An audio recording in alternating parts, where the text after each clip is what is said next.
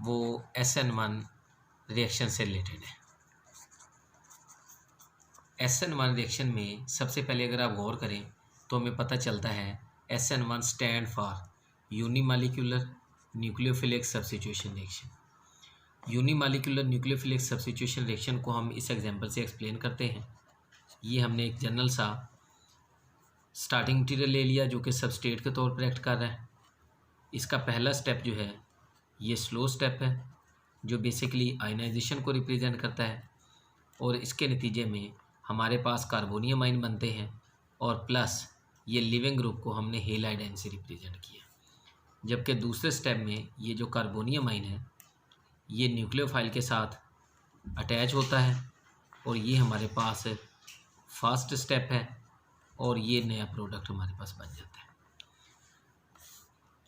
आमतौर पर ये देखा गया है कि जब रिएक्शन एक से ज़्यादा स्टेप में मुकम्मल होते हैं तो जो स्लोएस्ट स्टेप होता है वो रेट डिटर्मिनिंग स्टेप होता है, और इसका जो रेट है वो हम लिख सकते हैं = K कंसंट्रेशन ऑफ RX।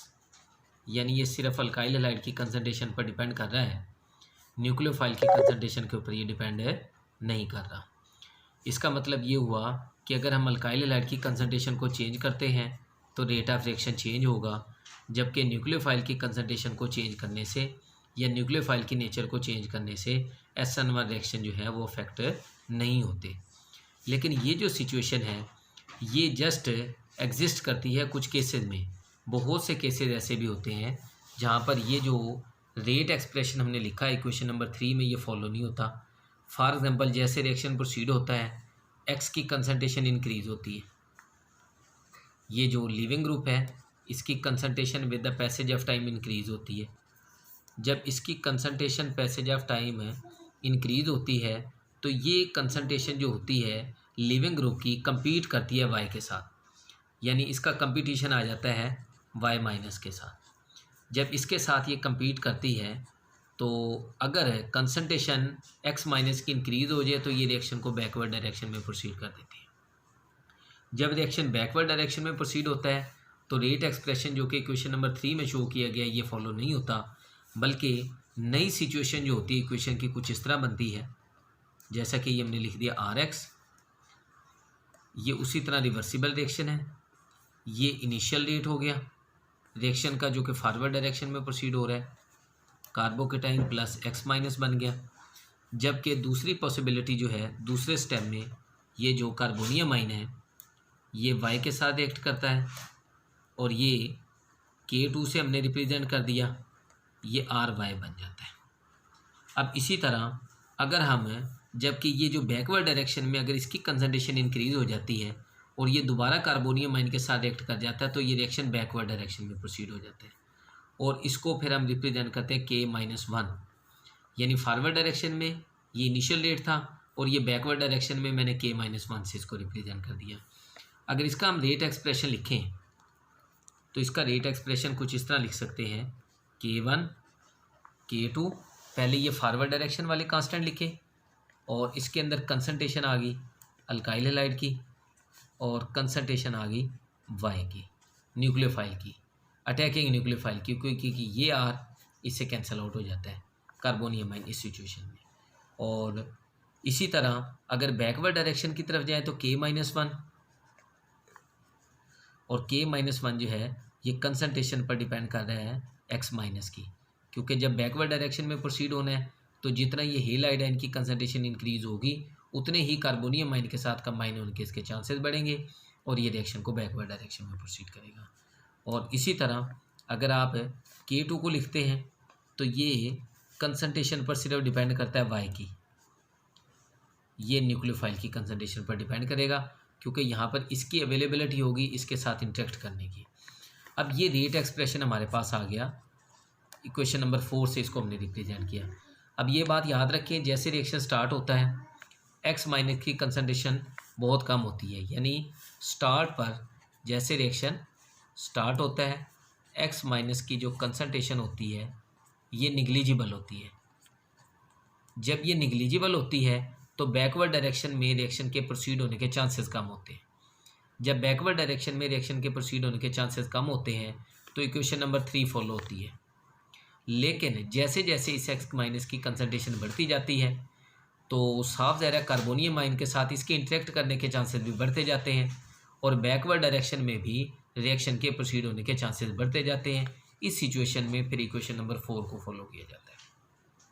अब क्वेश्चन ये राइज होता है, ये जो X माइनस है जो कि हमारे पास लिविंग ग्रुप था,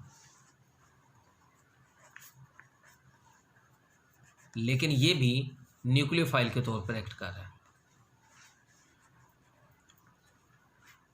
अब लिविंग ग्रुप जो है, अगर ये हेलाइड आयन है, अगर ये हेलाइड आयन है तो क्वेश्चन ये राइज होता है कि अगर हेलाइड आयन की कंसंट्रेशन हम इंक्रीज़ कर देते हैं फ्रॉम आउटसाइड, यानी हेलाइड आयन की कंसंट्रेशन को हम इंक्रीज़ कर देते हैं, कंसंट्रेशन इंक्रीजेज फ्रॉम आउटसाइड, तो इसका मतलब ये है कि साल्ट इफेक्ट प्रोसीड होगा और जब साल्ट इफेक्ट प्रोसीड होगा तो इस साल्ट इफेक्ट को हम कॉमन आयन इफेक्ट का नाम भी देते हैं। ये हमारे पास है कॉमन आयन इफेक्ट कहलाता है, जो रिएक्शन को बैकवर्ड डायरेक्शन में प्रोसीड करेगा, जो रिएक्शन को बैकवर्ड डायरेक्शन में प्रोसीड करेगा। और जैसे रिएक्शन बैकवर्ड डायरेक्शन में प्रोसीड होगी तो इक्वेशन नंबर 4 को हम फॉलो करेंगे, ना कि इक्वेशन नंबर 3 को हम फॉलो करेंगे। अब ये जो साल्ट इफेक्ट है इसके दो फ़वाइद हैं। एक तो ये कि सपोज करें कुछ रिएक्शंस ऐसे होते हैं जिनको on the basis of rate हम आइडेंटिफाई नहीं कर सकते। फॉर एग्जांपल ये हाइड्रोलाइसिस है टर्शरी ब्यूटाइल ब्रोमाइड की, ये हमारे पास एक कंपाउंड है जो कि टर्शरी ब्यूटाइल है ब्रोमाइड है। इसकी अगर हमने हाइड्रोलाइसिस कराई तो ये हमारे पास बन गया टर्शरी ब्यूटाइल अल्कोहल।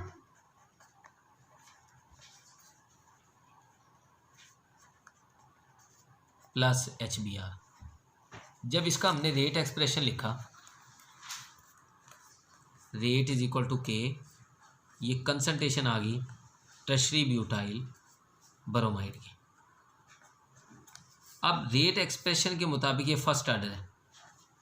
अब क्वेश्चन ये अराइज होता है कि अब हमें कैसे पता चलेगा कि ये SN2 मैकेनिज्म में फॉल कर रही है, ये SN1 में कर रही है, ये यूनिमॉलिक्यूलर है या बाईमॉलिक्यूलर है। तो इसका अंदाज़ा लगाने के लिए हम साल्ट इफेक्ट को डिस्कस करते हैं। जो साल्ट इफेक्ट होता है वो बेसिकली ऑपरेट होता है सिर्फ SN1 मैकेनिज्म में, SN2 मैकेनिज्म में साल्ट इफेक्ट ऑपरेट नहीं होता। अगर इसी क्वेश्चन में साल्ट इफेक्ट ऑपरेट नहीं होता तो इसका मतलब है ये रिएक्शन सूडो फर्स्ट ऑर्डर है, ये रिएक्शन सूडो फर्स्ट ऑर्डर है। सूडो फर्स्ट ऑर्डर रिएक्शन ऐसे रिएक्शन होते हैं जो देखने में तो फर्स्ट ऑर्डर रिएक्शन लगते हैं, जो देखने में तो फर्स्ट ऑर्डर रिएक्शन लगते हैं लेकिन होते वो सेकंड ऑर्डर हैं। तो इस तरह के जो देखने में सूडो फर्स्ट ऑर्डर रिएक्शन ऐसे रिएक्शन होते हैं जो देखने में सेकंड ऑर्डर लगते हैं लेकिन होते वो फर्स्ट ऑर्डर हैं। इस तरह के reaction pseudo first order reaction कहलाते हैं। यानी इसका मतलब ये हुआ कि जो साल्ट इफेक्ट है ये हमारी हेल्प करता है इस बात को अंडरस्टैंड करने में कि रिएक्शन जो है ये फर्स्ट ऑर्डर है या सूडो फर्स्ट ऑर्डर है।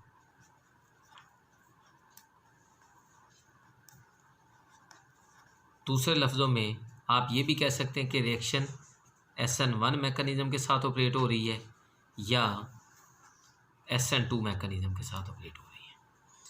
अब दूसरा जो इसके अंदर एविडेंस होता है वो होता है हमारे पास स्टीरियोकेमिकल एविडेंस।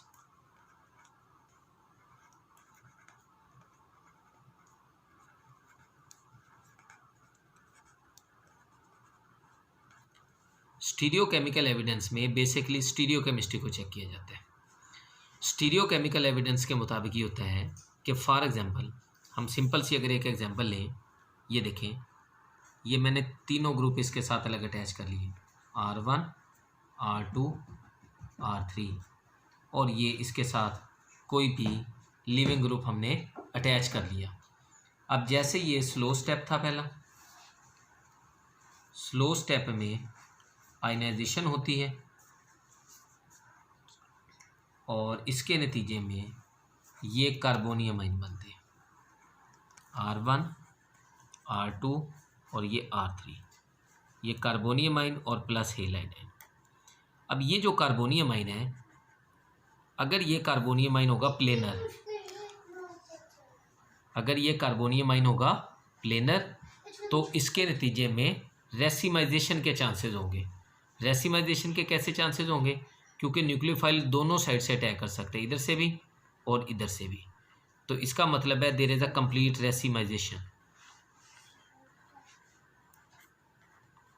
और जब कंप्लीट रेसिमाइजेशन होगी तो कंपाउंड जो होगा वो ऑप्टिकली इनएक्टिव होगा, ऑप्टिकली इनएक्टिव होगा। लेकिन जैसा कि मैंने आप लोग को बताया कि अगर हम स्टीरियोकेमिकल एविडेंस को देखें तो इसके अंदर ये जो कार्बन है जो कि बेसिकली sp3 हाइब्रिडाइज्ड कार्बन है, इसके साथ ये चारों ग्रुप्स डिफरेंट अटैच हैं, R1 R2 R3 और ये X है। स्लो स्टेप है, आयनाइजेशन होती है, ये कार्बोनियम आयन बनता है और ये कार्बोनियम आयन प्लेनर है। अब प्लेनर कार्बोनियम आयन जो है, अब इसके पास ये ऑप्शन होती है कि जो अटैकिंग न्यूक्लियोफाइल है वो दोनों साइड से अटैक कर सकता है, इधर से भी और इधर से भी। अगर इक्वल अप्रोच हो कार्बोनियम आयन पर अटैक करने की, अटैकिंग न्यूक्लियोफाइल की, तो 50% हमारे पास सपोज करें डेक्स्ट्रो प्रोडक्ट बनता है और 50% लीवो, और ये रेसिमाइजेशन की तरफ चला जाता है। और जब रेसिमाइजेशन हो जाती है तो जो कंपाउंड होता है वो ऑप्टिकली इनएक्टिव हो जाता है, ऑप्टिकली इनएक्टिव हो जाता है। लेकिन ज़्यादातर केसेस में ये देखा गया है कि 5 to 20% रेसिमाइजेशन होती है। अब क्वेश्चन ये राइज होता है, अगर 5 to 20% रेसिमाइजेशन होती है तो ये जो कार्बोनियम आयन हमारे पास बना, जो कि पहले स्टेप में हम जिसको रिप्रेजेंट कर रहे हैं, ये बेसिकली बनना तो प्लेनर चाहिए था, लेकिन इस सिचुएशन में अगर 5 to 20% रेसिमाइजेशन होती है तो ये कार्बोनियम आयन जो है इज़ नॉट प्लेनर, ये प्लेनर नहीं होता। एक बात। दूसरी बात, इसके अंदर ये चांस होता है कि जो लिविंग ग्रुप है,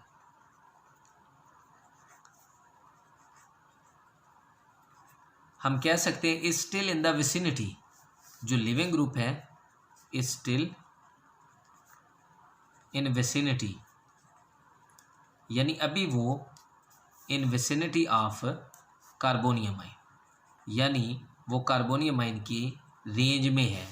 तो जिसकी वजह से जो अटैकिंग न्यूक्लियोफाइल है, जिस तरफ से लिविंग ग्रुप ने लीव करना है उस तरफ से फिर अटैक नहीं करता। डिफरेंट जो है मैकेनिज़म्स पेश किए गए SN1 मैकेनिज़्म के इस पॉइंट को एक्सप्लेन करने के लिए, लेकिन एंड पे साइंटिस्ट ने रिएक्शन इंटरमीडिएट मैकेनिज़्म पेश किया, यानी कार्बोनियम आयन से रिलेटेड उन्होंने इंटरमीडिएट मैकेनिज़्म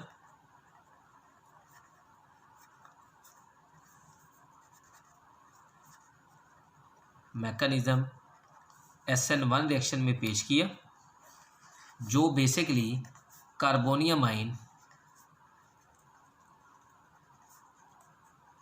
को डील करता था।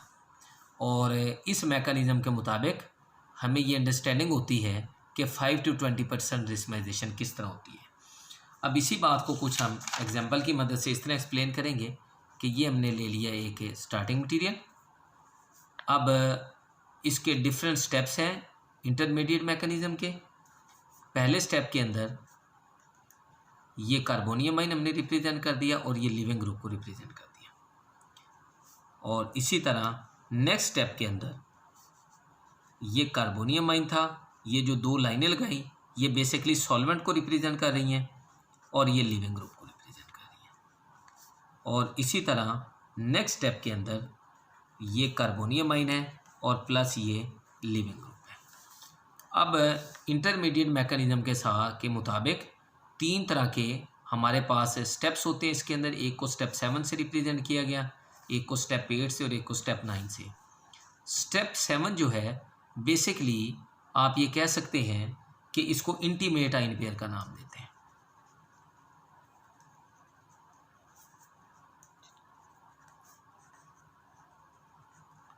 जो स्टेप 8 है ये सॉल्वेंट सेपरेटेड आयन पेयर है।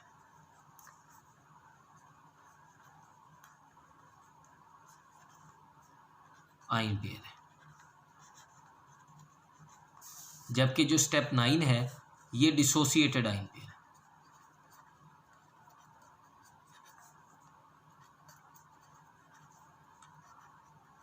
अब क्वेश्चन ये राइज होता है इंटीमेट आयन पेयर और सॉल्वेंट सेपरेटेड आयन पेयर में। इंटीमेट आयन पेयर में ये जो लिविंग ग्रुप है ये इसके बिल्कुल करीब है, यानी बेसिकली ये थोड़ा सा यहाँ से ब्रेक डाउन हुआ है लेकिन ये मुकम्मल तौर पर लीव नहीं किया। इसी तरह सॉल्वेंट सेपरेटेड आयन पेयर में दरमियान में सॉल्वेंट आ जाता है, और इसका मतलब है स्टेप 7 और स्टेप 8 में ये जो कार्बोनियम आयन है ये कम्प्लीटली प्लेनर नहीं है।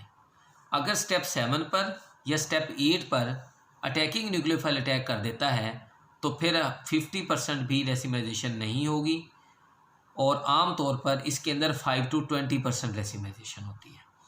जब हम 9 स्टेप पर आते हैं तो यहाँ पर कार्बोनियम आयन प्लेनर हो जाता है। अब क्वेश्चन ये राइज होता है कि अगर 7 पॉइंट पर अटैक हो जाए या 8 पॉइंट पर अटैक हो जाए तो 5 to 20% रेसिमाइजेशन के चांसेस होते हैं, और यही वजह है कि हमारे पास जो प्रोडक्ट ऑब्टेन होता है SN1 मैकेनिज्म के साथ वो भी ऑप्टिकली एक्टिव होता है, ये जो तमाम बातें थी related to intermediate mechanism which deals with the stability of carbonium ion, जिसको हमने स्टीरियोकेमिकल एविडेंस में डिस्कस किया, ये सारी की सारी SN1 मैकेनिज्म में शामिल है।